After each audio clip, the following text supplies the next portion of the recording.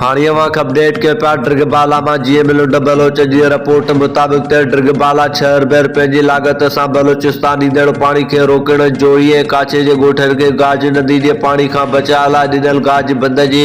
2020-21-22 में पहले मुख़्तलिफ़ वार्डन के लगल उघाड़न के बंद करण लाइ वर्ड ऐं वफ़ाक़ी सरकार तरफा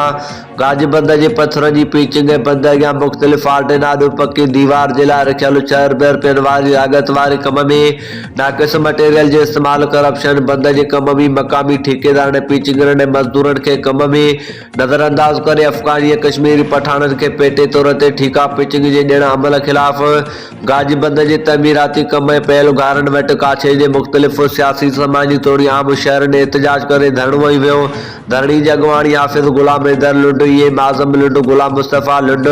कामरेड सलीम लुंड, गज़ियानी शौकत लुंड ऐं ॿियनि कई हुन मौक़े ते एहतजाज धरणी जी अॻवानी कई। अॻवाननि धरणी के खिताब कंदे चयो त गाज बंद जे टुटण सबबि काछे जा सभी ॻोठ पानी जे भरचण सबबि